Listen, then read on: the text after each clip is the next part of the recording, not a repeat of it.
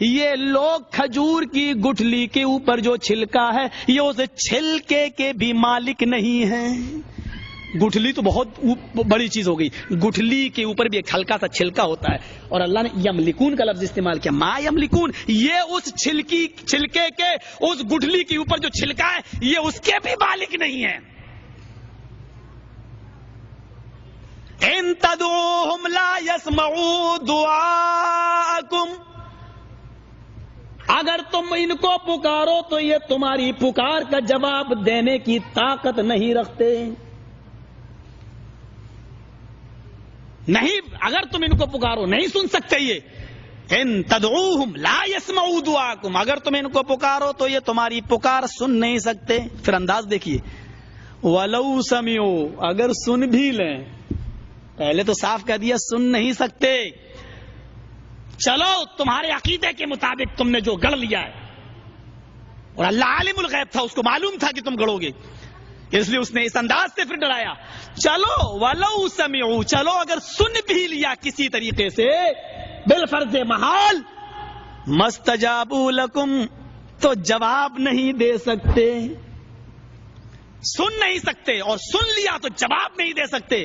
وَيَوْمَ الْقِيَامَةِ يَكْفُرُونَ بِشِرْكِكُمْ, اور قیامت کے دن وہ اپنے رب کے سامنے تمہارے شرک کا انکار کر دیں گے کہ اللہ ہم نے کب کہا تھا کہ ہم سے مانگو, ہم نے کب کہا تھا کہ میرے قبر پہ آؤ, ہم نے کب کہا تھا کہ میرے قبر پہ چادر چڑھاؤ. وہ تمہارے شرک کا انکار کر دیں گے. اسی لیے قرآن نے عقیدہ بتا دیا ہے, نہیں سن سکتے وہ. وَمَا أَنْتَ بِمُسْمِعٍ مَّن فِي الْقُبُورِ, اے نبی وہ نہیں سن سکتے ان لوگوں کی باتوں کو جو قبروں کے اندر دفن ہیں. لفظ قبر پیش کر دیا, قبروں میں جو دفن ہے نہیں سن سکتے. اور ایک جگہ اللہ نے سورہ نمل آیت نمبر 80 میں کہا اِنَّكَ لَا تُسْمِعُ الْمَوْتَى وَلَا تُسْمِعُ الصُّمَّ الدُّعَاءَ. اس لفظ پر غور کیجئے گا, اے نبی آپ اپنی آواز مردوں کو نہیں سنا سکتے. اِنَّكَ لا تسمع الموتى, اے نبی آپ اپنی آواز مردوں کو نہیں سنا سکتے. اور اس کے بعد اللہ نے کیا کہا, ولا تسمع الصم الدعاء, اور اے نبی آپ بہروں کو بھی نہیں سنا سکتے. کبھی غور کیا آپ نے, جب اللہ نے یہ کہہ دیا تھا کہ اے نبی آپ مردوں کو نہیں سنا سکتے, تو مردے کے بعد بہرے کو الگ سے پیش کرنے کی کیا ضرورت تھی؟ پوائنٹ پر نوٹ کرو, اے نبی آپ مردوں کو اپنی آواز نہیں سنا سکتے. انک لا تسمع الموتى, جاؤ قرآن اٹھاؤ سورہ نمل آیت نمبر 80, ترجمہ دیکھ لو. اے نبی تم مردوں کو نہیں سنا سکتے, ولا تسمع الصم الدعاء, بہروں کو بھی نہیں سنا سکتے. جب کہہ دیا تھا مردوں کو نہیں سنا سکتے تو بہروں کو کیوں کہا اللہ نے کہ بہروں کو نہیں سنا سکتے؟ کیونکہ بہرے کے پاس صرف ایک طاقت نہیں ہوتی اور ساری طاقتیں ہوتی ہیں. اللہ صرف اس کے کان کی سماعت کو سلب کرتا ہے, بقیہ ساری طاقتیں اس کی موجود ہیں. وہ ہاتھ سے پکڑ سکتا ہے, پیر سے چل سکتا ہے, زبان سے بول بھی سکتا ہے, آنکھ سے دیکھ بھی سکتا ہے, ذہن سے سوچ بھی سکتا ہے, کھا بھی سکتا ہے. اس کے پاس چلنے کی طاقت ہے, اس کے پاس اٹھنے کی, بیٹھنے کی, سونے کی طاقت ہے, کھانے پینے کی طاقت ہے, بولنے کی طاقت ہے, دیکھنے کی طاقت ہے.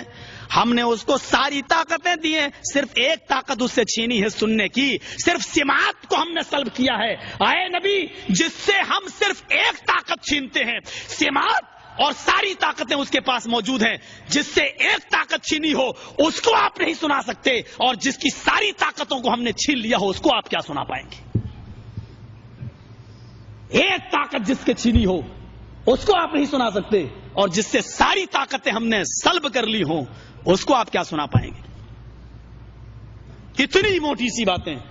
لیکن نہیں, ولی صاحب آپ کی ساری باتیں صحیح, لیکن ہم تو 9 9 19 کہیں گے, ہمارے باپ نے 18 بتایا ہی نہیں ہے. ہم تو وہی کہیں گے, بابا تیرے در پہ آیا ہوں تو جھولا جھولی بھر کے جاؤں گا.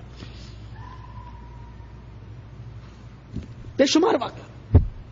ہمارے اٹاوا کی ایک لڑکی کی شادی کانپور میں ہو گئی, اتفاق سے وہ ان لوگوں میں چلی گئی. اتفاق سے نہیں ہوتا یہ معاملے, یہ جان بوجھ کر ہوتے ہیں. دینداری نہیں دیکھا جائے گا, جب یہ دیکھا جائے گا پراپرٹی ملے, زمین ملے, جائیداد ملے, میری لڑکی سکون سے رہے, تو وہ یہ نہیں دیکھتا پھر باپ کی میں اپنی لڑکی کی شادی کہاں کر رہا ہوں, یہ نہیں دیکھتا. بہرحال وہ چلی گئی, لیکن مطالعہ اس کا اچھا تھا. 4 سال تک بیٹی بیٹا کچھ نہیں ہوا. اس کے گھر میں جو اس کی نند تھی وہ بہت کہتی تھی چلو ہمارے ہاں ایک بابا ہیں ان کے پاس چلو, جو جاتا خالی ہاتھ نہیں لوٹتا, انشاءاللہ تمہیں بھی بیٹا بیٹی ضرور ملے. اور وہ نہیں جاتی تھی. ایک دن وہ غصے میں اپنے بھائی سے کہنے لگی اس کو چھوڑو، طلاق دو، جب بیٹا بیٹی کچھ نہیں ہو رہا، یہ جاتی بھی نہیں ہے، چلو دوسری شادی کر لو، اس کو طلاق دے دو۔ اس نے جب طلاق کا نام سنا تو چڑھ بیٹھی اپنی نند کے اوپر اور بولی اے تجھے اپنے بابا پہ بہت بھروسہ ہے کیا؟ بولی ہاں، چل تو دیکھ، اس کے بعد اگر بیٹا بیٹی نہ ملے تو تو کہنا۔ کہا اچھا ایک بات بتا، تیرے رشتے نہیں آ رہے ہیں، تو پہلے بابا کے پاس جا۔ تو کہا دیکھو بھابھی میرا مذاق مت اڑاؤ، تم جانتی ہو میرے رشتے تو آ رہے ہیں لیکن اس کے بعد ختم ہو جاتے ہیں۔ کہا کیوں؟ کہا بھائی میری شکل اچھی نہیں ہے، میں کالی ہوں، آج کل لڑکے چاہتے ہیں کہ گوری لڑکی ملے، خوبصورت ملے۔ کہا اچھا اس لیے تیرے رشتے ختم ہو رہے ہیں؟ کہاں؟ کہا اچھا تو اپنے بابا کے پاس چل اور یہ کہہ کہ بابا میرا رنگ کالا ہے، اس کو گورا کر دو۔ اگر تیرے بابا نے تیرے کالے رنگ کو گورا کر دیا اور تیرا رشتہ طے ہو گیا تو پھر میں چلوں گی تیرے بابا کے پاس۔ یہ کیا بات رہی؟ کالا رنگ بھی کہ گورا ہو سکتا ہے بابا کے پاس جانے سے؟ کہا جب تیرا بابا تیرے رنگ کو گورا نہیں کروا سکتا تو مجھے بیٹا بیٹی کیا دلوا سکتا ہے؟ اور یہی بات پورے گھر کی اصلاح کے لیے کافی ہو گئی۔ پورا گھر اہل حدیث ہو، پورا گھر کنورٹ ہو گیا، سمجھا دیا گیا، سمجھا دیا گیا۔ یا تو باقاعدہ کہا جا رہا ہے کہ نہیں صاحب اللہ ڈائریکٹ سنتا ہی نہیں ہے، ان کو ان کے پاس جاؤ، ان سے کہو یہ دعائیں لے کر اوپر جاتے ہیں۔ میری سمجھ میں نہیں آتا کہ نماز بھی تو ایک دعا ہے، اس میں آپ نے کہا اہدنا الصراط المستقیم صراط الذین انعمت علیہم غیر المغضوب علیہم ولا الضالین، یہ دعا ڈائریکٹ کیسے چلی جاتی ہے؟ میری سمجھ میں نہیں آتی وضو کے بعد کی دعا ڈائریکٹ کیسے چلی جاتی ہے؟ ان ساری دعاؤں پر تو کبھی آپ یہ نہیں کہتے کہ بابا میری دعا لے کر اوپر جاؤ۔ صرف بیٹا بیٹی کا معاملہ آتا تو آپ کہتے ہیں کہ بابا میری دعا اوپر تک لے جاؤ، اللہ سے قبول کروا دو، اللہ کو منا لو، اللہ کو راضی کر دو، اور ساری دعائیں اللہ ڈائریکٹ قبول کرے۔ صرف بیٹا بیٹی کی دعا اللہ ڈائریکٹ نہ قبول کرے، یا ٹھیکہ دے رکھا ہو؟ ذرا غور کرو میرے بھائیو، کیا معاملات ہیں، ذرا سوچئے تو صحیح۔ اس انداز سے سمجھنے کی کوشش کرو کہ ایک آدمی تھا، ایک لطیفہ ہے یہ، ایک آدمی تھا وہ ڈائریکٹ کبھی مانگتا ہی نہیں تھا، یہاں تک کہ نماز اور روزہ جیسی عبادت بھی بابا اللہ تک پہنچا دو، نماز پڑھتا تھا کہتا تھا بابا میری نماز اللہ تک پہنچا دو۔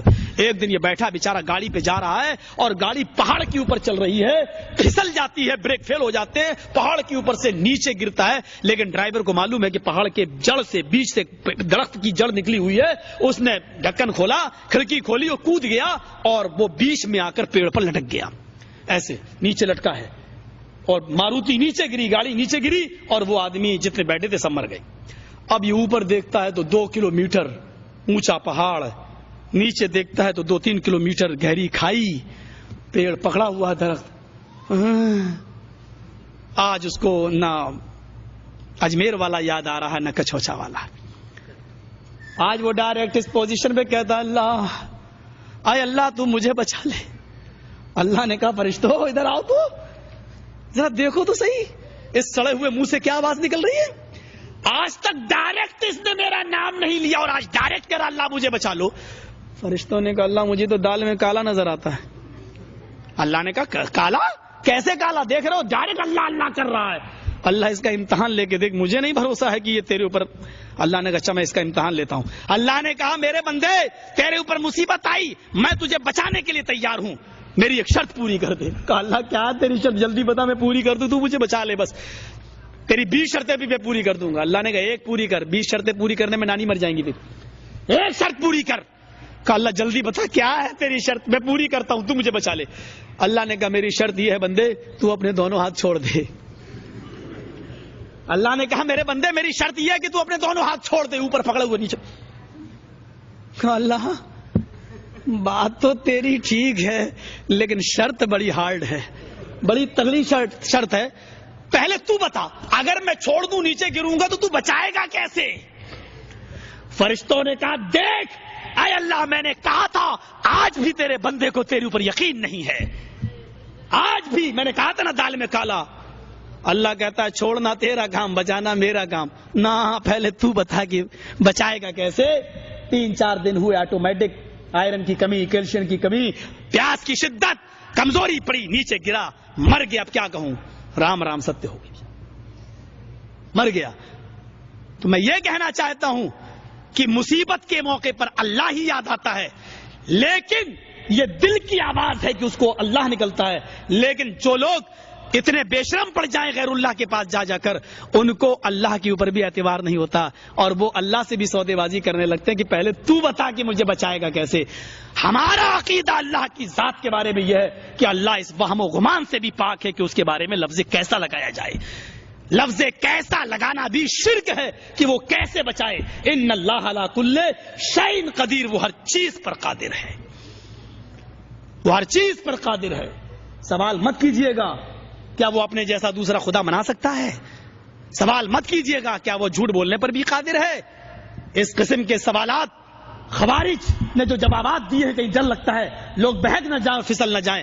میرے بھائیوں، اللہ کے بارے میں عقیدہ رکھنا چاہیے کہ اللہ ہر چیز پر قادر ہے۔ اس کا یہ معنی نہیں لینا چاہیے کہ اللہ قادر کا مطلب قوی، اللہ تعالیٰ قوی ہے، طاقت رکھتا ہے، یعنی اپنے جیسا دوسرا خدا نہیں بنا سکتا لیکن طاقت رکھتا ہے لیکن بنا نہیں۔ اللہ تعالیٰ ہر چیز پر قادر ہے۔ وہ سوالات میں جانا ہی نہیں چاہیے، اور جب وہ سوالات ہمارے ذہن میں آئے تو اعوذ باللہ من الشیطان الرجیم پڑھنا چاہیے۔